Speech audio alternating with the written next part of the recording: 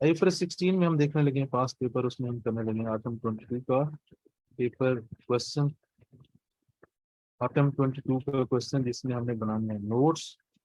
ये है हमारे पास सवाल, वो कहते हैं prepare notes for inclusion in the financial statement of NL per year ended 30 जून 2022। 30 जून 2022 के ऊपर हमने एनएल की बुक्स में बनाने नोट्स। 1 जुलाई 2021 के एनएल लीज द मशीन के लिए ये lessor exam. Okay, detail are as follows. Non cancellable lease term is 5 year, मेरे पास आ गया 5 ईयर। एनुअल इंस्टॉलमेंट ये हम आगे लिख लेते हैं।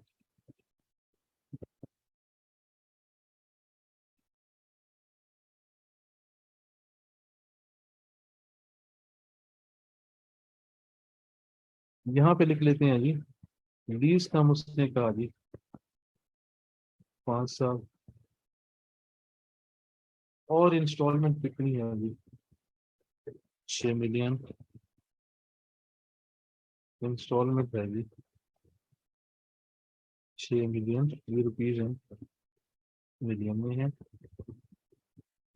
केबल एरिया, ओके, एरिया ये हमारी हुई हुई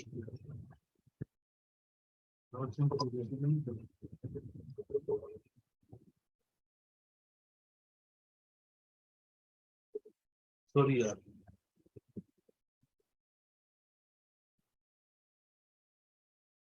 DL has an option to extend the lease term by 1 year।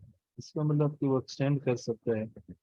N हमारे पास 5 है तो ये हो जाएगा 6, अगर at the start of 6 year it is reasonably certain that, अगर वो श्योर है will exercise this option। Okay ji, N में एक ऐड हो,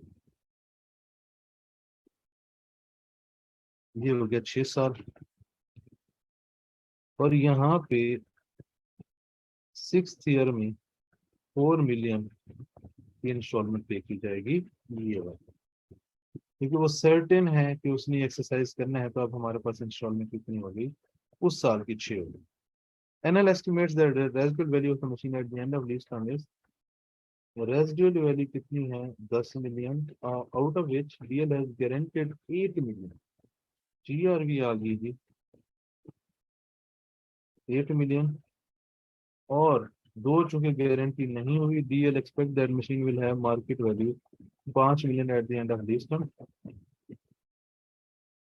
8 मिलियन की उसने गारंटी दी है, 2 मिलियन अनगारंटेड हो जाएगा। और यहाँ पे लिखा हुआ है कि जो जब लीज खत्म होगी मार्केट वैल्यू है 5 मिलियन, मार्केट वैल्यू होगी हमारी 5 million. Okay, initial direct cost है 1 मिलियन, इनिशियल डायरेक्ट कॉस्ट है 1 मिलियन। रेट ऑफ इंटरेस्ट 11% है, रेट 11% है। और यूजफुल लाइफ मशीन की 8 साल, यूजफुल लाइफ कितनी है 8 साल। ये हमने सारा क्वेश्चन रीड कर लिया है, जो अहम इंफॉर्मेशन थी वो हमने यहाँ पे पंच कर ली है। और हमने बनाने क्या है, हमने बनाने हैं नोट्स। प्रेजेंट वैल्यू निकालते हैं। प्रेजेंट वैल्यू का हमारे पास फॉर्मूला होता है एडवांस, डाउन पेमेंट, और एन्युटी फैक्टर, और डिस्काउंट फैक्टर। रेगुलर पेमेंट्स के लिए भी नहीं करना चाहिए, एडवांस तो कोई है नहीं। हमारे पास रेगुलर जो पेमेंट्स हैं 1 - 1 + 0.11 कितने साल रेगुलर पेमेंट्स हैं 5 साल। कितनी इंस्टॉलमेंट है 6। छठे साल के एंड पे हमें मिलेगा कितना, छठे साल के एंड पे एक 4 मिलियन की। हमारे पास छठे साल के एंड पे ही गारंटेड रेजिडुअल वैल्यू है 8 मिलियन, और हमारे पास छठे साल के एंड पे अनगारंटेड वैल्यू है 2 मिलियन स्टार्ट ऑफ 6 ईयर। 5 बनेगा ना, चले 5 के साथ कैलकुलेशन कर लेते हैं। 0.5 1 माइनस आंसर इंटू 6 22.18।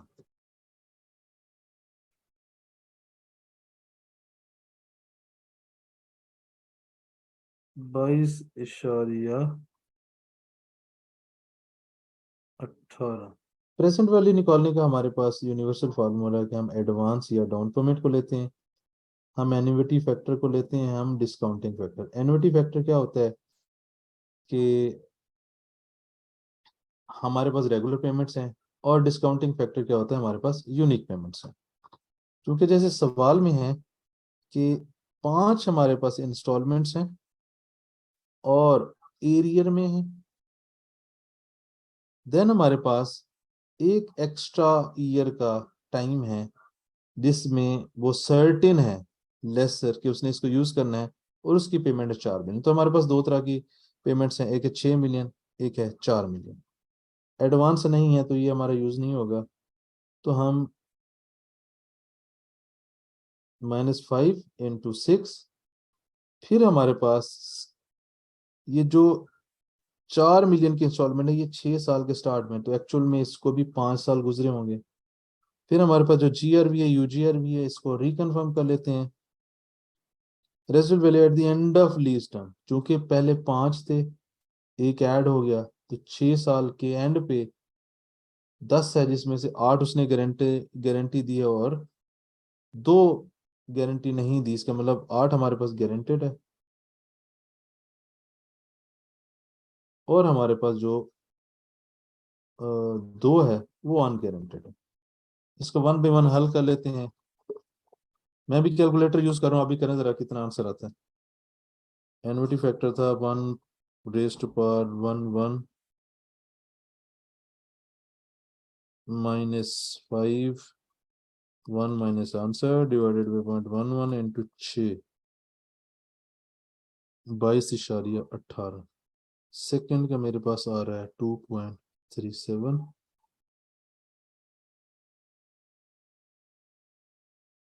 थर्ड का मेरे पास आ रहा है 4.28। फोर का मेरे पास आ रहा है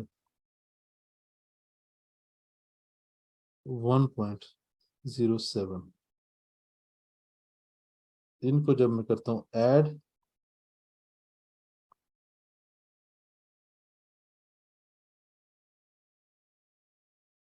29.9। अगेन स्टेटमेंट, इसको जो हमारे पास डाटा है बज़ाहिर हम उसकी बेस पे हल कर रहे हैं। इसमें मैं मजीद वर्किंग करूंगा कि इसमें क्या चीज़ ऐसी है जो प्रॉब्लमेटिक है और उसने सोल्यूशन उसको डिफरेंट तरीके से किया है, या एक n-1 यानी कि एक n कम कर दिया है, वो फिर मेरे ऊपर रहेगा, उसको मैं चेक करके बताऊंगा। हमारे पास प्रेजेंट वैल्यू आ गई, हम इसका स्केड्यूल बना सकते हैं। हम आते हैं स्केड्यूल पे, 29.9 एक साथ, क्या डेट है हमारे पास, 1/7/21, 1/7/21। रेट है हमारे पास 11%, 30/6/22, 29.9, 30/6/23, 30/6/24। पहले हम 5 साल लिख लेते हैं, 11% रेट लगाते हैं। 29.9 इंटू 11, 3.29। इंस्टॉलमेंट हमारे पास 6 माइनस आंसर 2.71, 29.9 प्लस 3.29 और माइनस करना इंस्टॉलमेंट, ये आ जाएगा 27.19। ये हमारा हो जाएगा ओपनिंग। इसके साथ मैंने लगाया प्रिंसिपल, मैं एंड पे कैलकुलेट करूंगा, पहले मैं कंप्लीट कर लेता हूँ। ये आ गया जी, किधर गया, 3.01, 27.19 जमा 2.99, ये 3.01 यहाँ पे आएगा, ये तो 6 ही है हमारा। ओके, 27.19 जमा 2.99 -6, 24.18, 24.18 के साथ फिर मैंने लगाया रेट, तो ये 2.66, ये मेरे पास 6 है, 6 माइनस आंसर 3.34, 24.18, 2.66 -6, 20.84, 1, 2, 3, ये चौथा साल है, 20.84, 2.29, 6 minus interest is equal to principal 71, 20.84, 2.29 -6, 17.13, 30, 6, 26, 17.13, 1.886 minus interest 4.12, 17.13 जमा 1.88 माइनस 6, 13.01। ये हम आ गए 5 साल के एंड पे। आगे क्या था, आगे उसने कहा हुआ था एक चीज, क्या बोला कि ये वाली इंस्टॉलमेंट कब है, ये 6ठे साल के शुरू में है। इसका मतलब ये हुआ कि ये मेरे पास इधर ही आ जाएगी। अब इस फिगर को यहां से लेकर यहां तक कोई टाइम नहीं गुजरा, तो ये समझे एडवांस में आ गई 3 पॉइंट, ये मेरी पूरी की पूरी क्या आ गई, प्रिंसिपल, ये आ गया 9.01। अब मैं लेसर हूं, मेरे पास 8 और 2, यहां पे मेरे पास है 8 और 2, 30, 6, 27, 9.01 into 9.01 into 3.99, 10 minus point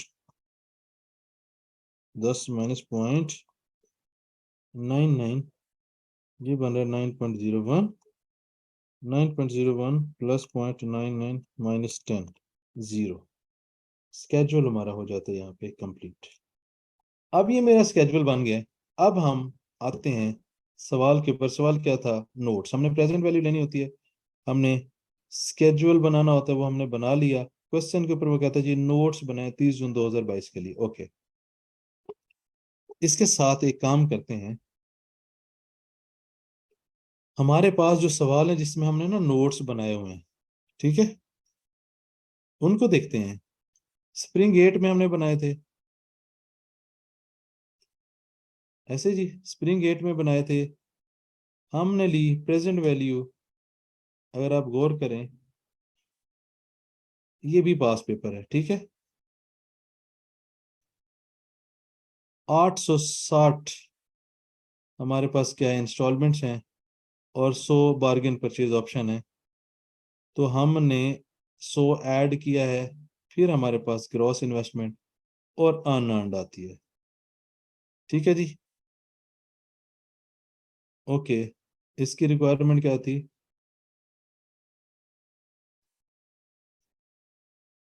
in arrear, ठीक है। और देखते हैं, क्योंकि उसने 36 लिया हुआ है, इसमें भी नोट्स हैं, automating one of the latest question, इसमें देखते हैं 3.5, ठीक है,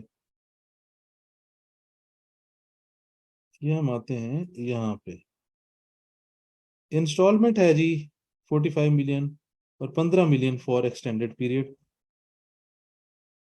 interest rate UGRV IDC general overhead, MLPs और 15 × 3, ठीक है, ये भी एमएलपी और 20 यूजीआरवी, यूजीआरवी ऐड की, ठीक है।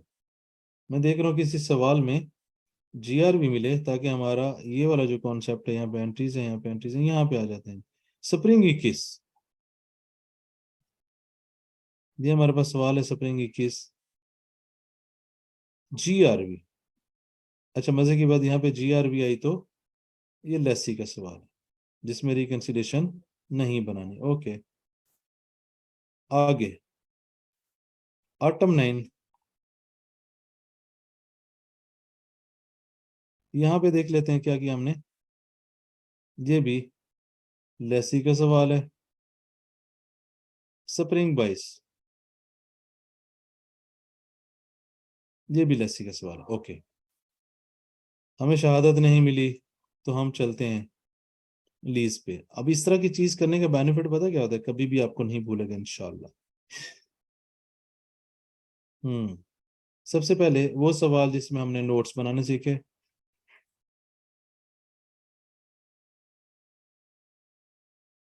एमएलपीज देखें, ट्यूटर नोट में एमएलपीज, एमएलपीज में क्या आता था, एमएलपी पे जाते हैं। मैं जो चीज समझाना चाह रहा हूँ वो आपको एक क्रॉस रेफरेंस के थ्रू समझ आ जाए तो अच्छा है। MLPs condition for concept used in finance lease, MLP में क्या था, इंस्टॉलमेंट्स, जीआरवी, परचेज ऑप्शन। हमने एक सवाल में देखा कि पीओ आया था जिसको हमने ऐड किया, इसका मतलब हम जीआरवी भी रिकंसिलेशन में ऐड करेंगे। ओके, चलें जी, हमने शहादतों के साथ ये चीज देखी। हाँ जी, आ सकते हैं वापस सवाल पे। तो एमएलपी सारी लेनी है टोटल रिसीवेबल में। वापस आते हैं सवाल पे, अब हम बनाते हैं रिकंसिलेशन। जीआरवी में एट स्टार्ट हमारे पास क्या है,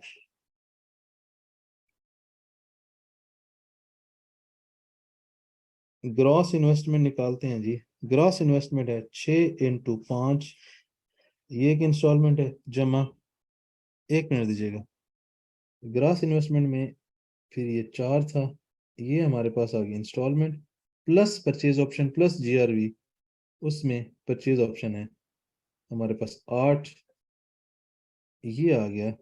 नहीं, ग्रॉस में फिर हमने जीआरवी भी यूजीआरवी भी ऐड करना है, तो इसके अलावा कर लेते हैं क्योंकि यूजीआरवी हमने यहाँ पे ऐड करना है। यूजीआरवी यहाँ पे सिर्फ इंस्टॉलमेंट 30 34 42, यूजीआरवी हमारे पास 2, ये आ गया क्या, 44,